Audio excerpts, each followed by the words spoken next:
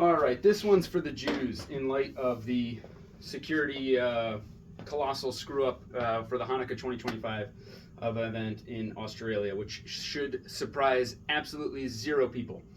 So, as a full-time firearms instructor, defense instructor, running a retail business, a training business, and also working security and as an EMT in the Jewish community, I made this little graph to explain why these kinds of events happen. All right, so this is the adherence to policies, procedures, and interest in security over time.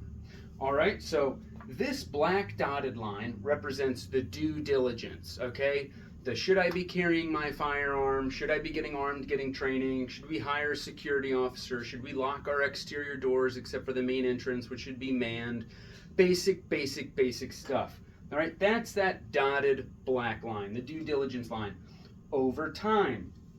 So, what happens here, this squiggly line, that represents the Jewish collective false memory of, oh, we didn't have this problem back in my day. My parents never had to worry about this stuff. And then you ask them about the Hanafi siege. Anyone remember the Hanafi siege? Everyone remember all the plane hijackings and stuff? Oh yeah, remember the JDL? Yeah, the JDL, right? So that represents, though, we didn't have this problem back in my day. You 100% did. It hasn't gone away. It's only been getting worse.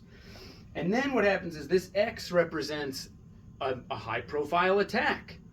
And then what happens is our diligence spikes.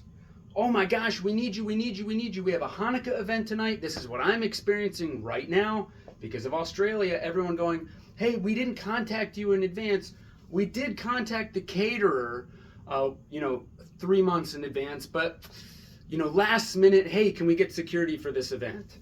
Right? Or you know what, I'm thinking about getting a firearm. I'm thinking about getting training. I think we should do an event at the synagogue about run, hide, fight, or whatever. So all of a sudden, interest spikes. We need you, we need you, we need you.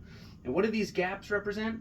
The gaps represent the long-term stuff, the training, okay? Not just the stuff. It's very self-soothing to buy the stuff, okay?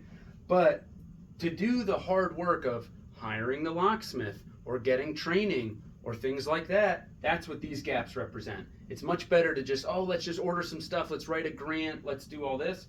And then what happens over time?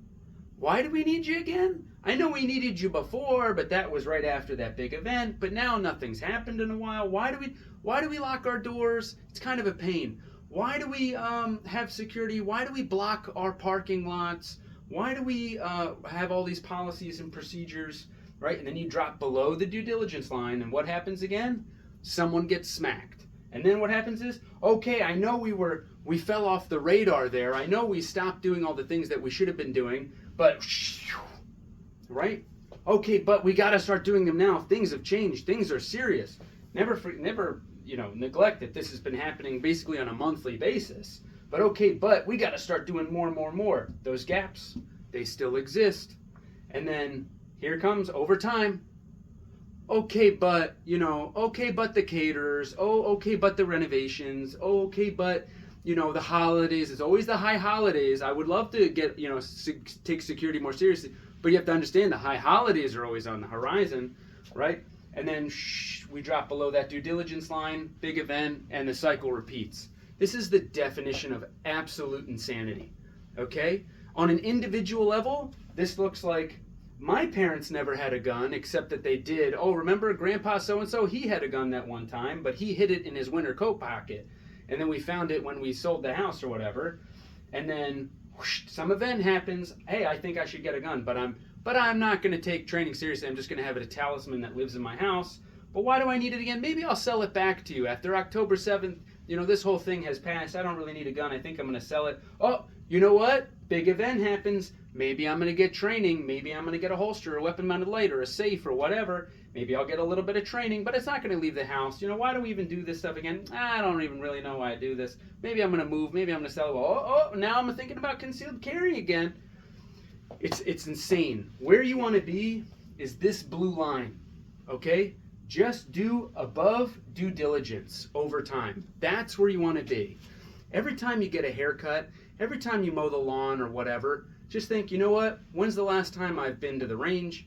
And the range is a very narrow subset of training, okay? When's the last time I took a CPR class? When's the last time I checked on the AED? When's the last time I checked on our fire extinguisher? What's the last time, you know, I met with my self-defense instructor? What's the last time I hit the gym, et cetera, et cetera, et cetera?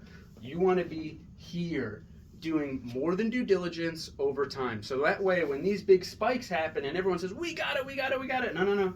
We're good. We're doing more than our due diligence. We're fine. Whether there's a threat or no threat, we're doing everything that we should be doing, everything that's recommended to us. Training is ongoing. It never stops. That's where you want to be. Please stop living your life in this horrible, horrible graph. It's not mentally, physically, emotionally healthy.